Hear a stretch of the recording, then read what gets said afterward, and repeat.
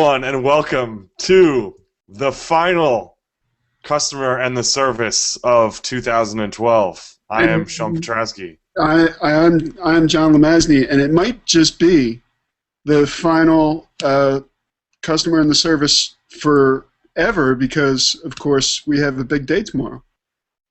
That's true. I thought you were making some kind of surprise announcement there for a second. Nah. You're scaring me. Yes, so we had a little bit of a scheduling conflict last week. My fault. My apologies. No one's fault. We are recording.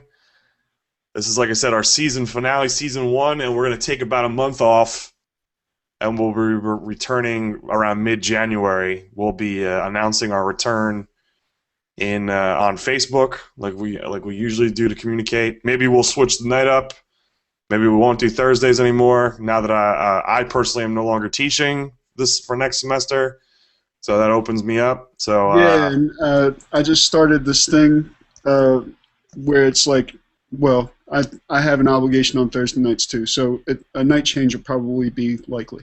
Perfect. So 2013 looks like some changes for the customer and the service. Some serious changes. Yes. So the holiday season is upon us, John. Did you get a haircut, Sean? Yeah, a while ago. All right, looking good. Thank you. The holiday season is upon us, and I don't know about you, John, but my least favorite thing to get for the holidays as a gift are clothes. Really? Yeah, I hate getting clothes. That's surprising. Part of the reason for that is because I mostly buy my own clothes during like the year, and I'm very particular about my clothing. I like a certain quality in my clothing. I like a certain cut, a certain style. I'm very particular about the clothes that I wear. Well, I know this about you. I mean, I don't think we've ever discussed it. I mean, maybe generally speaking, just like parts of your personality that sort of lend to that. But I would have thought that getting clothes from people who know your style and know what you appreciate would be a joy. Well, there are not that many people who really are able to purchase clothes that I feel would fit my style. Like, I know my girlfriend is very good at that. My mom sometimes, but outside of that, it's really kind of hit or miss. And but the thing that I think that's most important for me is like the quality and the fit and things like that. So a couple years ago, I was reading an article about a clothing company called Bonobos, and they were being called the Zappos for men's clothing. I'm glad that you're going into this. Remind me to ask you about an integration of our theory about customer knowledge versus service knowledge. Okay, well. In this topic. All right. So I read an article about Bonobos, and Bonobos was starting up. They were brand new, and they were getting some press because they were a male clothing retailer that was following the Zappos return model, which is basically return it at any time for any reason. And I was like, oh, this is interesting. What's going on here? So I went to the Bonobos website and I checked it out, and their whole thing is like, we make pants that are really fashionable, that fit you well, because you buy pants of different qualities, they don't fit right, maybe they're too baggy, they're whatever. And their whole thing is like, listen, we sell you pants that are not hemmed. You go and get them hemmed to the length that you like. If you like them long, you like them short, whatever, you can get them the style you want. The rest of the pants are going to fit you perfectly. Right. And so I was intrigued by this because I don't wear jeans. I haven't worn jeans since 7th grade, and I actually hadn't worn jeans before then. I think 3rd grade was the last time I wore jeans before 7th grade. So I basically wear khakis like all the time of varying different cuts and styles. And So That's true. That is true. I never quite noticed that. And if I didn't pay attention, I would think that you wore jeans all the time. a lot of people think that about me, and it's not true. So I've been, probably good 24 years of not wearing jeans. Wow, Um, that's crazy. yeah, well, it's just like a comfort thing, and also, a style thing. I'm just not into It's got jeans. to be a style thing. I always think about jeans as being particularly comfortable. I mean, that you think about casual, wear. That's about jeans, right? I mean, if you're wearing jeans, chances are it's because you're able to. Well, I I'm not mean, disputing the casual nature of jeans. I just never felt comfortable in jeans. I always felt like they were too tight or they were too big. It was like I kind of was like in this middle, and I could never find a pair of jeans that properly fit me.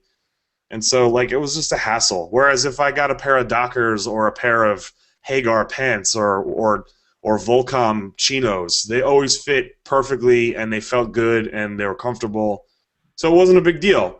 and they're So presentable. I mean, there's an ease to them that is also has a certain style to them that is not casual at all.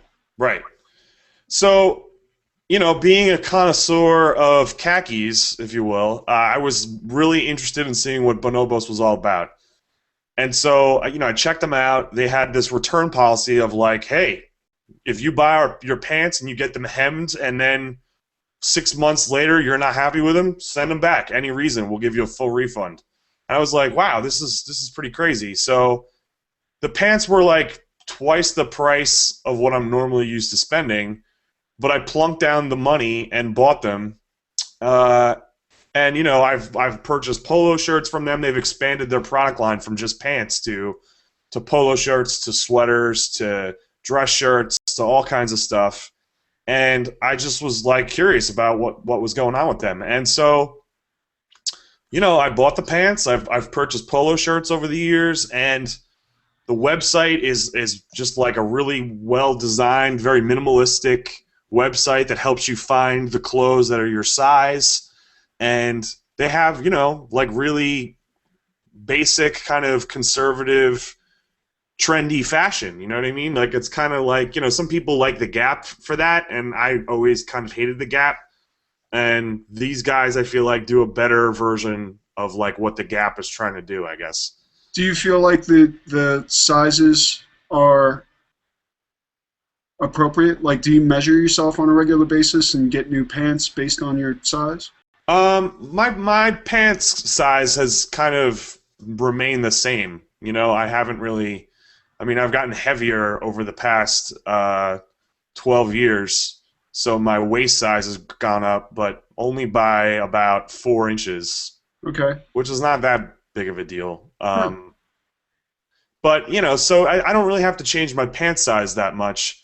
And so the fit of the clothes was something that was really really great. And I've told a lot of my friends about them. They've checked them out. And recently, one of my polo shirts, which I've had for probably about 3 years now, I noticed I took it out of the dryer and there was a hole starting to start in the middle of the belly.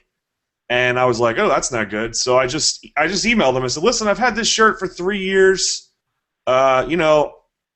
It's starting to develop a hole. And they said, send it back. We're going to give you your money back.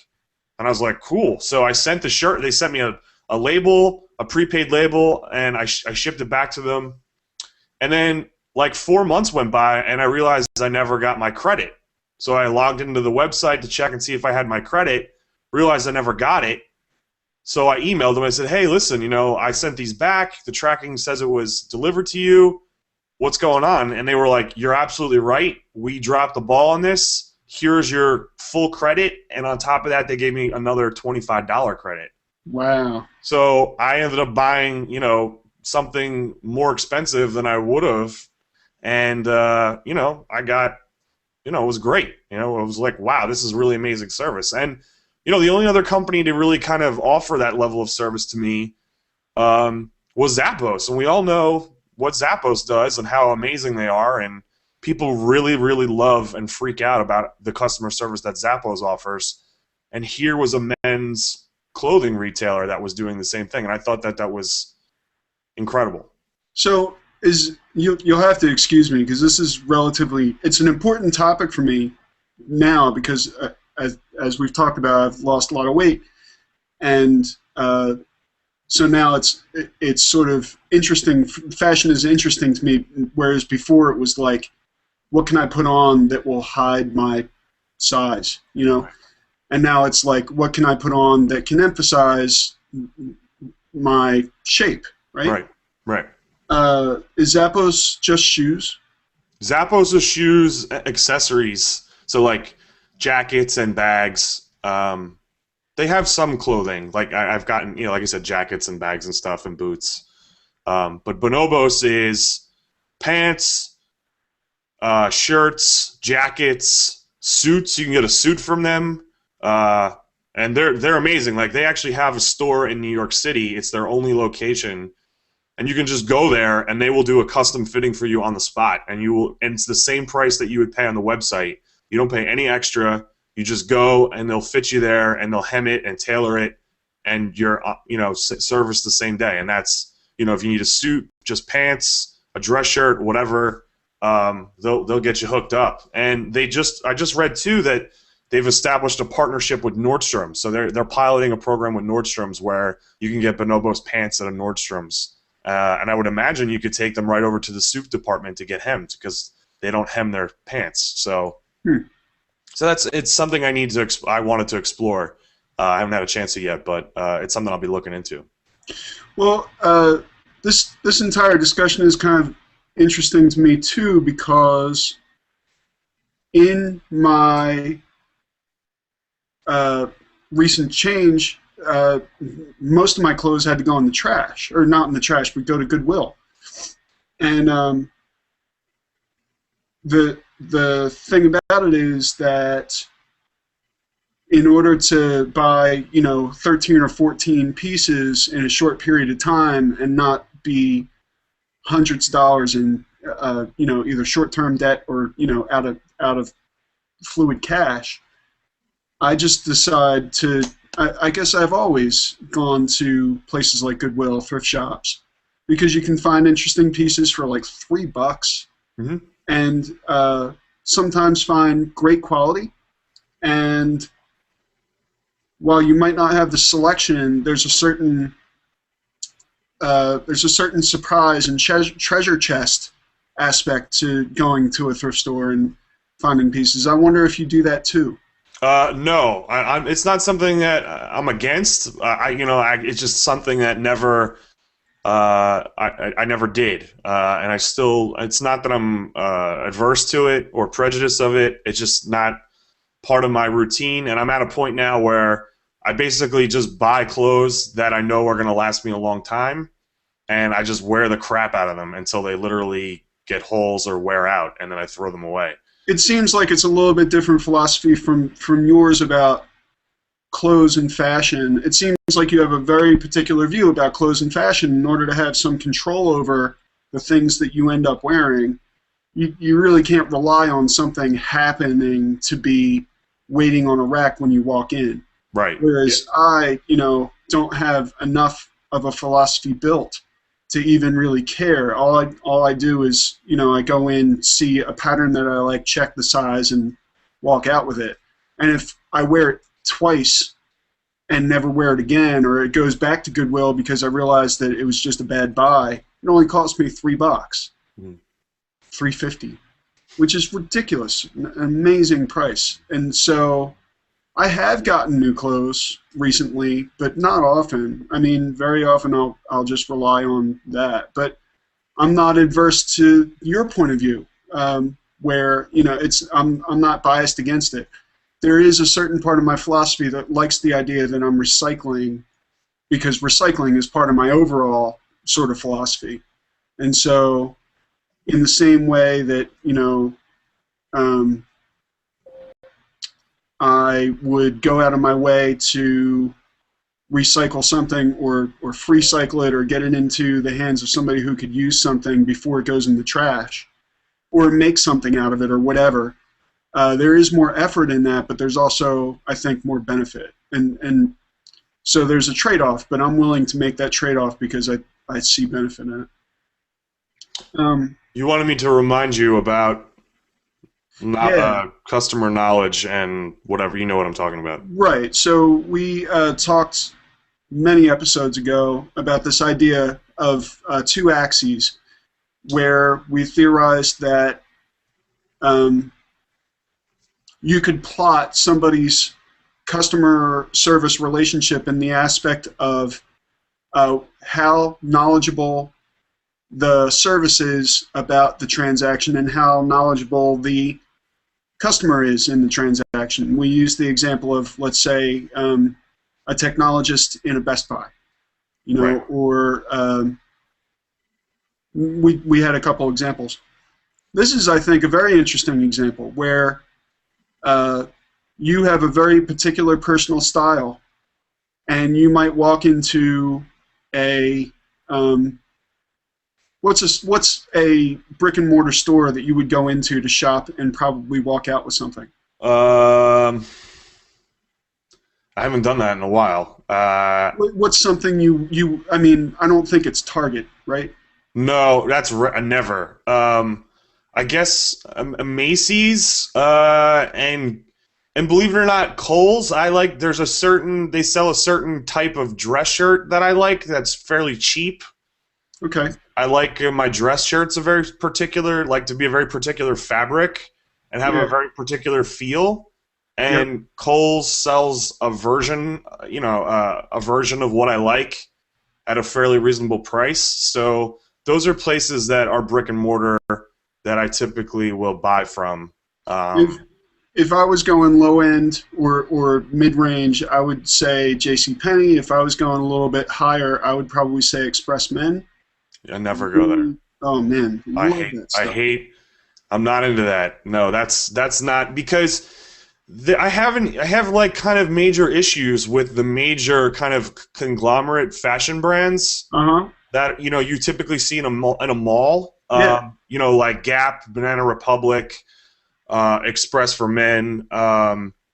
I'm trying to go down the list here of American Eagle. I get the picture, yeah. Yeah. So those places, I take great issue with them because they charge high price for extremely low quality clothing.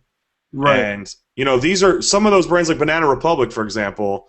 They used to sell phenomenal quality goods. You used to pay what you're paying now, but the quality of the clothing you were getting was much better. But I believe that's changed now that with the adoption of cheap labor and shipping the manufacturing overseas for to save as many pennies as they can. You can tell that it's stuff you wash it and it goes bad, it fades, it pills up, it doesn't hold, and I do not buy clothing from those stores at all because of that, and it's something that I take very, very seriously. How do you feel about? I think I know the answer. How do you feel about American Apparel?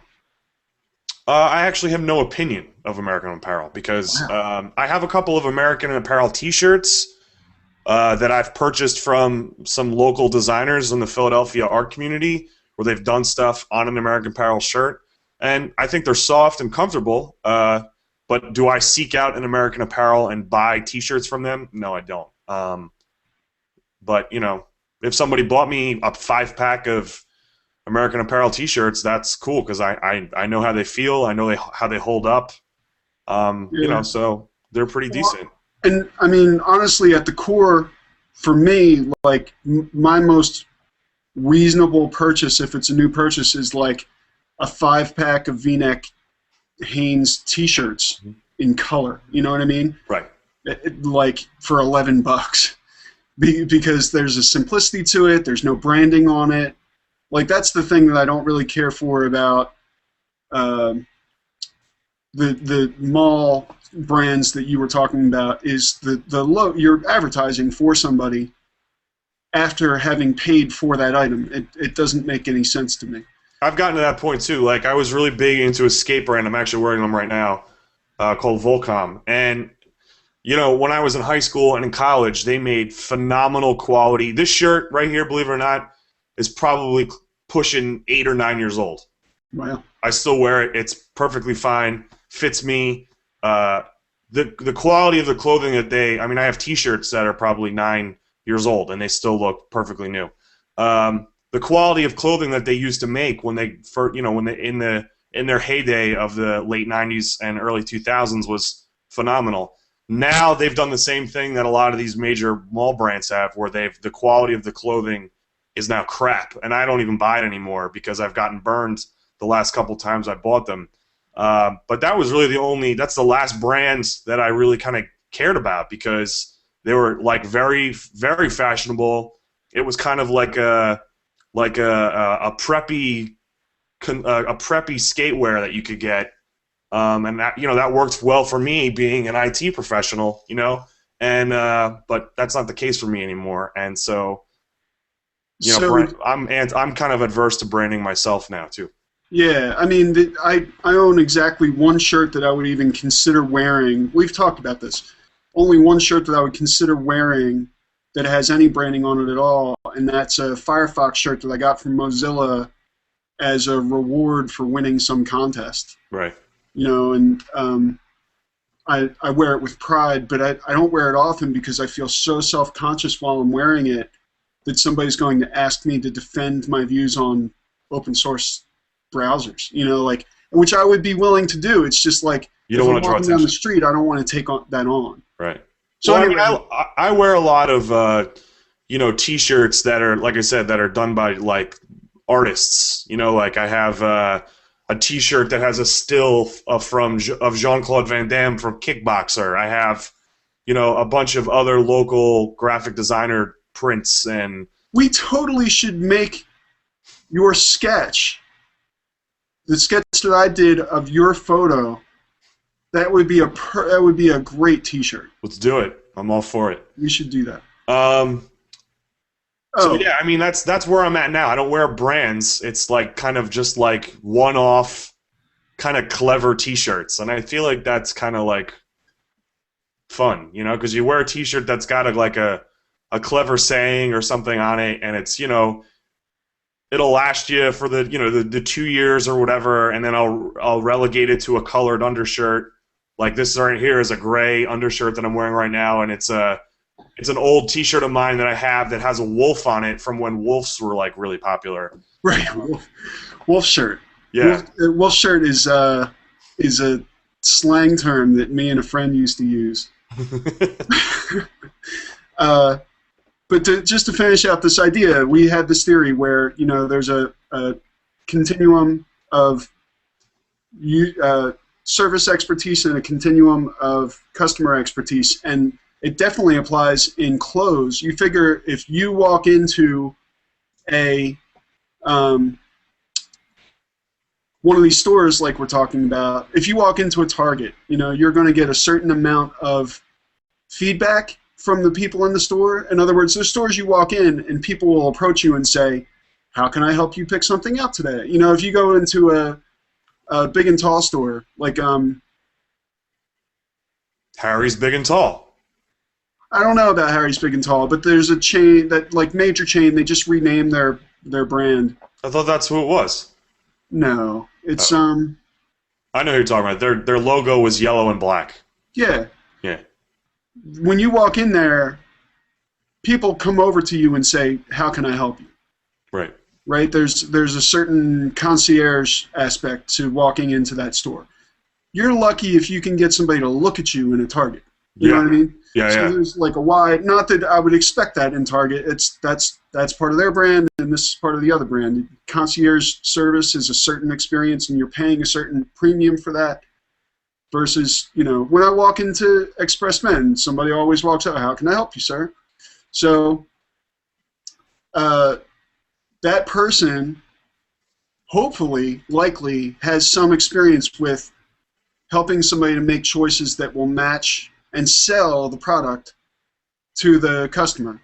Whereas in Target, they have everything stacked, and you're essentially pulling out of a box. You know, they pulled it out of the box in the back, brought it out to the shelf, and put it on the shelf.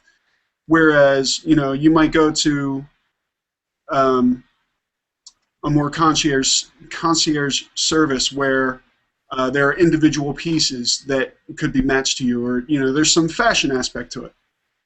And I think that fits well into this idea of this dual continuum that we've been talking about.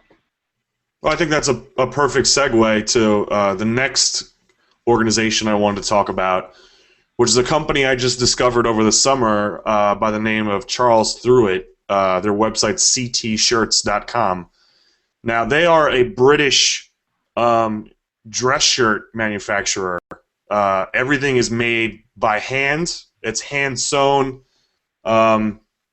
in different places. That's something about Bonobos that I wanted to mention too, is that all their clothing is handmade in the United States. Wow. And Charles Threwit is a company that all their clothes are handmade in the UK. And they are, unlike Bonobos, Charles Threwit runs like regular sales. So you can actually, their shirts full price are like absurd. It's like $130 for a dress shirt. But if you time it right, you can get like 3 dress shirts for $120. You know what I mean? Or 1 shirt for $35. They run very affordable deals. And I found out about them. I don't even remember how, actually. And I was in the need of some dress shirts, white dress shirts, and I found out about them and I explored what they had to offer, and I was blown away with what, just by reading of the catalog. Now I remember I saw a flyer for them in the New York Times, and they were talking about, all of our shirts are handmade of this high quality fabric, and they had a similar return policy of Zappos and Bonobos, and they prided themselves in a shirt that would last you, it was made with the tremendous levels of quality, and it would last you a long time, and there was little attentions to detail. Like, for example, all of their dress shirts have brass removable picks in the collar, which to me is like, that's something that I would have never thought to look for, but the fact that I know that I can get it now is like amazing, because I'm so used to like either sewn in plastic picks that can get ruined in the wash, and then you can never things on the points. Yeah, your points. It's called a pick. Okay.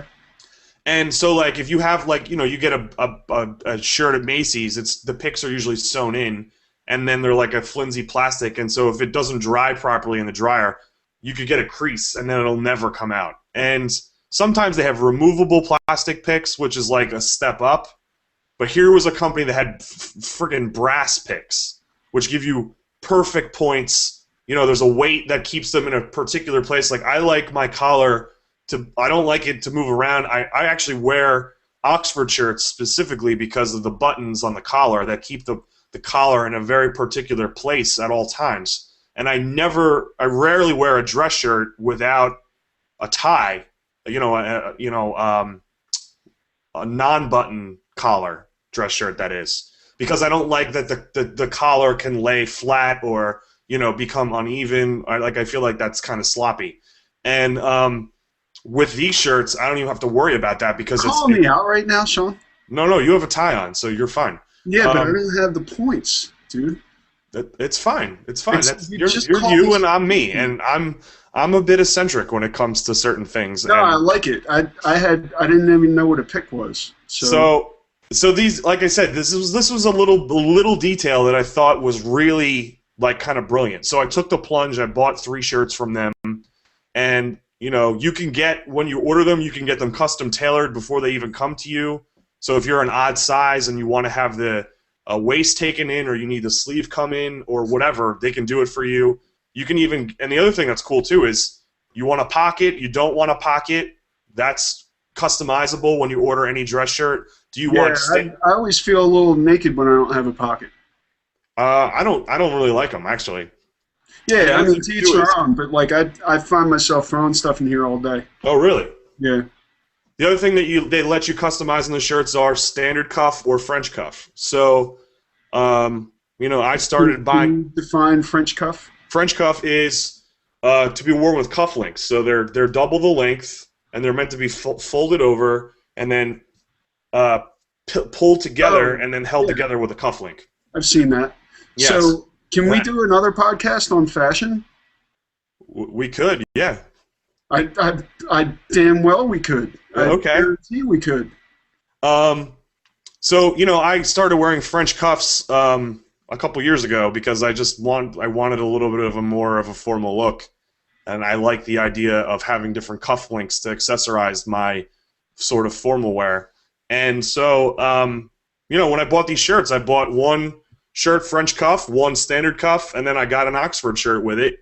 I got them. They came in a beautiful box, wrapped, hand wrapped. Um, and I usually get my dress shirts dry cleaned. These I just washed because they had they were creased from being shipped. I just threw them in the wash and they threw them in the dryer and they were like perfect. Well, And because I don't know if you've ever run into this, if you buy a cheap quality dress shirt and you try to dry that yourself, they typically will get horribly wrinkled because it's a low quality cotton or polyester. And that's really infuriating. And then you have to have them dry cleaned so that you don't have to iron them like a lunatic every time you wash them. So this company, it literally is the nicest dress shirt I've ever.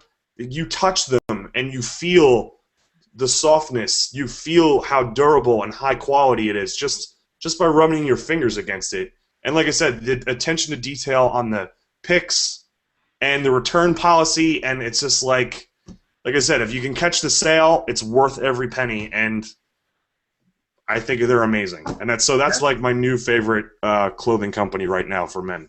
is there an easy way to rate fabric in shirts in the same way that you can use like thread count to rate?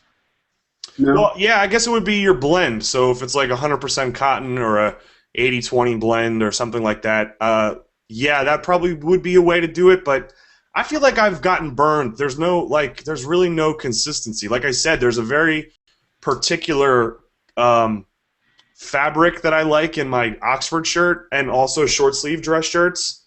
And Van Heusen used to use that fabric, but they stopped. They moved to a poplin, which I'm not really into. I wear some poplin shirts that are okay, but this Brandon Coles, the Croft and Barrow or whatever they are, they're using the same fabric that Van Heusen used to, and so even their Coles, I don't give a shit. It doesn't say anything on it. Nobody knows where I got it from, and I get a very stiff collar that stays perfect, and it just I feel like it lays the best on me. It stays put. Well, I'm just now. I mean, obviously, we need to talk more about this, but I'm just now starting to pay attention to the feel of a collar and those sorts of things. So it's really interesting to even hear a discussion about it because I feel like women's fashion, because it's so varied and has so many aspects to it, is much more well known. It's focused on in many shows, for example. Whereas men's fashion, I think, is sort of like an afterthought. Well, I think the thing of if there is any attention to men's fashion, it's particularly on the brand. Men are gravitate to a brand like a Dolce and Gabbana or a Brooks Brothers, but I don't even want to put Brooks Brothers in with like a Dolce and Gabbana because Brooks Brothers, even though they're very expensive, they make excellent quality clothes, and that's a brand that I would love to be a part of, but the price of entry is just way too high for me. But their dress shirts are phenomenal quality, excellent quality. Sometimes you can time a sale right at the outlet store, but I haven't gone that route yet. And if you go take a walk in the new Brooks Brothers in Princeton, you'll see beautiful pieces of men's clothing, beautiful suits, beautiful dress shirts, beautiful ties, but the prices on them, you'll fall over. It's this ridiculous. is in Palmer Square near where the banana used to be. So, but yeah, you're right. I mean, I don't know if I've never really had a discussion with a fellow man before and spoken about the things that I've been talking about tonight, like collar point or fabric or stiffness of a collar, or like these are things that I focus on because I don't feel like I wear a uniform like Steve Jobs used to say I wear a uniform of a black turtleneck and jeans. Yeah. I like to kind of vary my look every day, but I do want things to look consistent when I wear them. Well, I have to say, I absolutely love the Steve Jobs idea of having a look designed that is so consistently present that you see it and immediately think of that person. Mm-hmm. And I think that I'm trying to develop a variant on that, which is part of the reason why I've been wearing a dress shirt and a tie every day since my weight loss. And there's a lot of variation in the pieces that I'm choosing and the way that I wear them and the combinations I wear. I'm really focusing on palette. Like today I'm doing like this chocolate thing. Mm-hmm. But I haven't really paid attention to texture very much. A little bit. Haven't paid very much attention to quality. Haven't really paid very much attention to fine texture. Haven't paid any attention at all to accessories or accoutrement. I haven't really designed and gone out and purchased pieces to match that design, but rather gone and found pieces that I liked and tried to piece things together, which we're going to talk about in a minute, why I think it's important. But this discussion may be the most interesting I have personally ever had with you, because I had no idea that you had this knowledge. Yeah, it's not something I really kind of share. I mean, when I was like in my early to mid-20s, I was very fashion conscientious, and people used to take notice of my quote-unquote bold fashion choices. Yeah. And, I was a little bit more discussion-oriented about it then, but, since I kind of went for a little bit more of a professional and conservative vibe, that's also translated into my social life as well. And I don't really tend to talk about it that much because, I kind of just wear, I don't want to say plain, but I wear, conservative outfits that really are not out to shock anybody or win a fashion award. I just want to look nice. I want to look neat. But at the same time, like another thing is like my favorite thing in the whole world is wearing a shirt and tie with sneakers. Like that's like, I don't wear like Nikes, I wear skate shoes that are typically made out of suede, and literally that's my favorite thing in the world. And I was in one of my best friend's weddings 2 summers ago, my friend Frank, and we were in tuxes, and as being in the wedding party, me and the other usher were given wingtip Vans to wear for the wedding. And I was like, okay, wingtip. When I heard that, I was like, well, what is that? And then when I finally got them and I put them on, I'm like, holy shit, this is amazing, because it's a skate shoe, it's a comfort of a skate shoe, but it looks just like a wingtip dress shoe. So that was like, holy crow. It was kind of like when Michael Jordan made the dress Air Jordan, but that looked ridiculous, whereas the wingtipped Van actually looked respectable. And, that's kind of my thing, is like, I love kind of that whole thing where, having a comfortable shoe, because I feel like I'm a nurse when I go to work because I'm on my feet all the time. Right. So to wear a dress shoe is just not gonna fly for me. I need something that's comfortable and supportive and I can walk in. And skate shoes are kind of perfect because they give you a different look. They're not a sneaker. You can get interesting skate shoes. And, like I tend to get black shoes all the time. And nobody ever says, like, hey, you're wearing a sneaker, because they look like black dress shoes, sort of, but they're not. So that's a way that I can kind of keep a personal touch to my style, even though I'm wearing an Oxford shirt and khakis. Maybe my Oxford shirt's not tucked in, and I'm wearing my skate shoes with it, so it's kind of like a dress-down prep skater vibe thing that I have going on. And some days I'll tuck it in and I'll have a tie on and I'll have those skate shoes on, and it's awesome. I just love being able to do that. Before we move on to that last topic, though, I just wanted to say one thing. You know, you said you're just now starting to pay attention to that list of things. What I would recommend to you is Charles Thruitt has a showroom in New York where if you see like in a flyer or on the website that there's a sale going on, you go into the store and they honor the sale and the prices, and you go in and you'll get a one-to-one kind of fashion consultation where they'll work with you to put together pieces to make an outfit that expresses your look and feel or whatever, and also educate you on why their shirts are important or why you want to go with this one shirt that they have as opposed to the other, and vice versa. So I think that would be a trip worth making. Just go absolutely. there. Maybe you would go with me. I would. I've always wanted to go to the store and check it out. And just for contrast, we'll stop in American Apparel. Okay. So let's move on to that topic you just wanted to talk about, which was, I guess, managing your wardrobe, right? Yeah. Before we move on to that, you just said about your sort of lack of willingness to discuss this topic because you feel like you're making choices for simplicity or choices for comfort or choices for... But even within those choices, there is... I personally believe, from personal experience comparative to yours, from what you're expressing, that you're making intense fashion choices. No, I know that I am. But just because of the presence of your philosophy, there's so much merit and depth to gain for others to gain.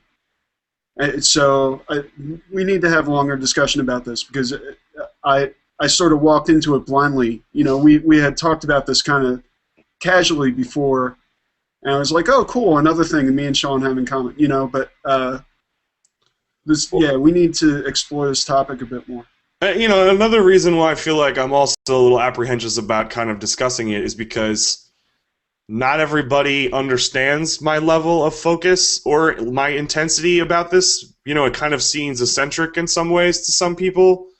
And I've run into that where, somebody will buy me a shirt and I'll be like, I'll get it home and I'll say to my girlfriend, like, I can't wear this because feel this, I can't. I get it. I completely understand. And so, I don't know, maybe it's a bit crazy, but no, not at all. It keeps me happy, you know what I mean? So yeah. So, leading into this next topic, so the thing that I wanted to talk about was I'm going to make a general request for either anybody who sees the video or listens to the podcast or here's this aspect of it, of this talk. I am building a wardrobe. And there are many things that are influencing the things that I'm choosing. It has a lot to do with personal preference in just aesthetics, things that I like. Textures that I like, colors that I like, patterns that I like. The fact that I don't like to wear brands. The fact that I want things to fit. The fact that I want things to go together. There are certain aspects of certain clothes I don't like while I really love jeans, of course there's 20 styles of jeans, many of which are not ever going to be on me. And there are certain... Leg. I'm sorry? Tapered legs. Tapered legs. Right. And I've also experimented a few times and gotten felt pants, because they fit, and was like, oh, who cares? But every time I wore them, felt really awkward, And so you realize that was not a part of my intended wardrobe. It might work great on Jim or Bob or whoever, but it's not going to work on me. And while I have not fallen into a distinct opinion on things like points, I don't really think I thought about it before. And so by being more aware of that kind of detail, I might be very intensely either for or against, certain style and points. I don't necessarily know why a collar laid a particular way or not, right?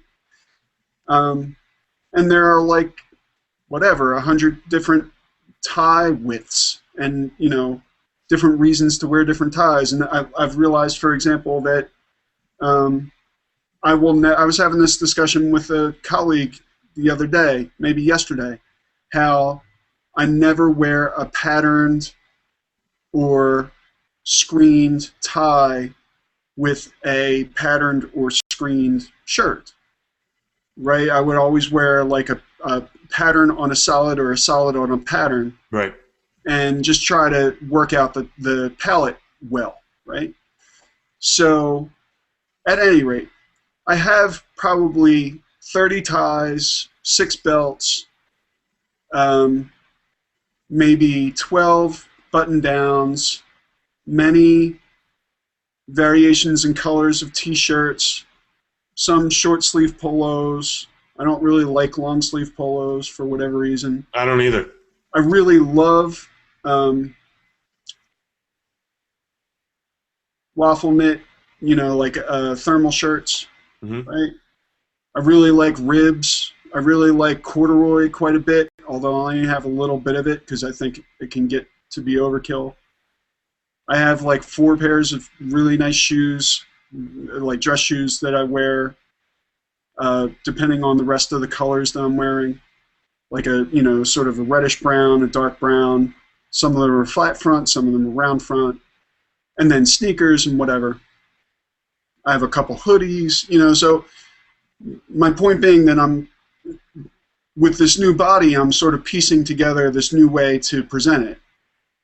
And I want to do it methodically, but aside from building my own tools to do that, I don't know of any great tools that exist for that. Essentially, what I want to have is a service that provides a database and management tool for men's clothes, where, for example, when you put in a piece that you own, you're laughing. No, I'm not laughing at you. Oh, good.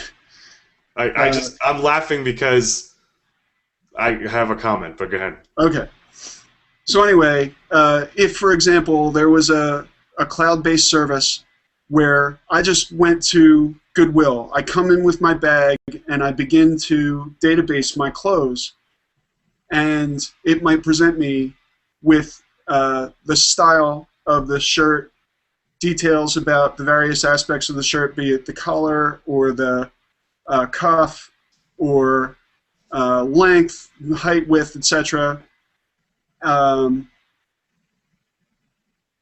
It might even give me an opportunity to put up a small picture of the pattern, like an inset of the pattern, so that after I did that with all of my shirts, all of my pants, all of my ties, all of my other accessories and accoutrement, I'd be able to say, based on the palettes that I've put in, based on the various pieces that I have, and based on the fact that all these pieces are available, put together, either let me piece together or put together an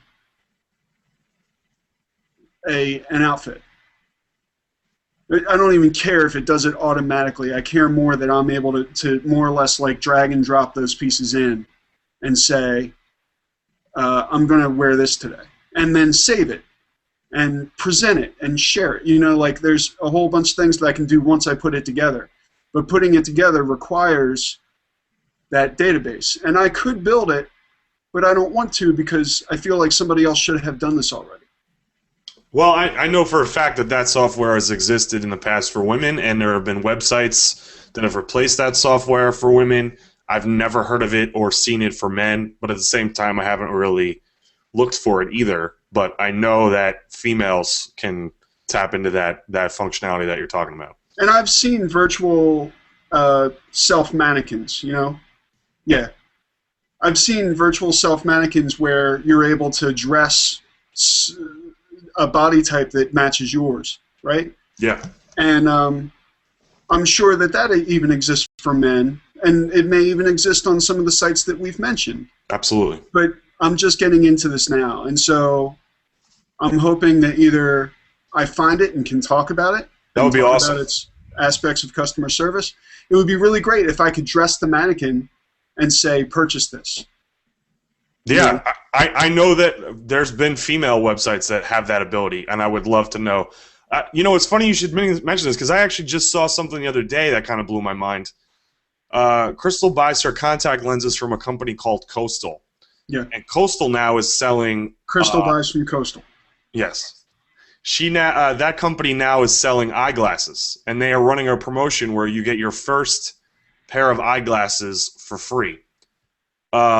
They have on their website, you can upload a headshot of yourself. Yeah. And then you can see what you look like with all the frames on. Which, of course, you or I could do because we have Photoshop skills. Yeah, but this is like way quicker than that would be.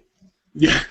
I mean, it's literally like it's like a Facebook thing. You upload your photo, it's there, and then there you go. You just go, and it's just like they change the frames on your eyes, and it's like, it doesn't look stupid. It like actually looks like you're wearing those glasses. No, that makes sense. That's pretty amazing. But that's exactly what you're asking for men's clothes, and so we know the technology exists, so let's get it. And or make it. I mean, if it doesn't exist, this is a startup, or something, because Kickstarter. Kickstarter, seriously. I mean, I am not the only man who has this need. No. So, and being able to sort of put up your stats and be able to maybe be made aware of sales, like the advertising engine would pay attention to things that you like because you've put those pieces in, and say, oh, well, there's a sale. You can get this same piece in this other color for $10 today or whatever, because whatever, they're overstock. So the other aspect I wanted to add was that I use Pinterest, right? We haven't really talked about Pinterest, but I use Pinterest. And Pinterest, for those of you who do not know, for whatever reason, it is not just a social network for women.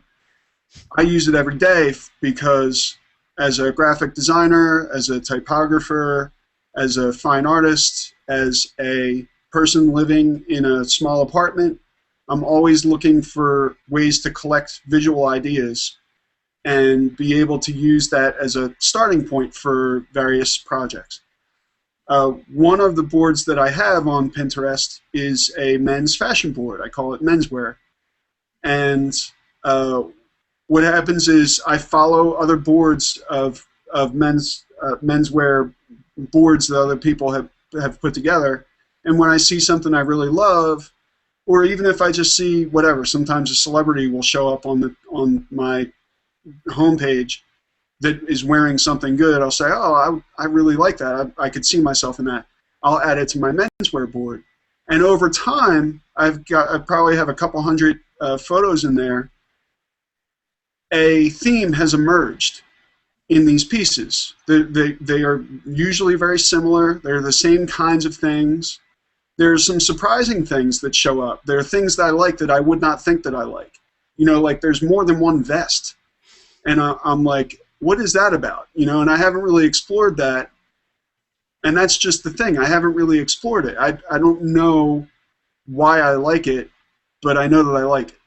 So still don't see myself in a vest. But that's, and the various times when I've asked people who care about what I'm wearing, I'll get certain suggestions that show up all the time, like V-necks. And I was like, who cares about whether or not you have a round neck or a V-neck? And now I will only wear a V-neck and a T-shirt. I hate V-necks. I love V-necks. So, but that's the thing. It's about your personal expression and what you feel like, whatever. So, obviously, we need to talk about this more, possibly in a forked podcast that's maybe a lower frequency than this podcast. But I think we have to plumb the depths of this topic. Yeah, I think so. All right, Sean. Well, thank you so much for another fantastic episode, and I will see you in the new year. That's right. Well, thank you, John, for an amazing first season of a venture that I didn't even know that we would be going this far on this journey, and we still have way more to talk about, way more to do, so many more places to explore, and that's really exciting for me. And I keep hearing all the time from people about them checking us out for the first time or catching us. Like a friend of mine that I've known since my friend Craig, since I've known him since the 6th grade. He just like went on a marathon of like 4 episodes in a row, and he just like was texting me as he was finishing them, like, this episode was amazing for this reason, and this one was amazing for this. So it's like, I keep hearing from people that we're doing something really good. So that's really awesome for me, and I know you like hearing that type of thing too. I agree, and I think it's important work that we're doing, exploring customer service and talking about why we like what we like and trying to get more people to do things to make customers happy. Right. And I think this is to get people to care about things related to service, like me opening your eyes today about how important a point is. A pick. Yeah, I had no idea. A pick and a dress shirt. Everybody should care about that. Everybody should care. Well, I don't think everybody will, but everybody should at least have the opportunity to. And exactly right. We have lots of discussions like that where you come out of it saying, I never really thought about that before, but I'm going to think about that a lot more from now on. Well, good. I always appreciate conversing with you, Sean. You're one of my favorite people in the world. Thank you very much, John. You are also one of my favorite people to converse with, because I feel like we always find something new about each other, even though we've known one another now for 12 years or something. Long time. Long good time. That's right. So a happy holiday and a happy new year to you and yours. Happy holiday to you and yours. And to all of our listeners out there in TCATS land. We'll see you in 2013. TCATS ho. Hey-oh. See you, John. Later.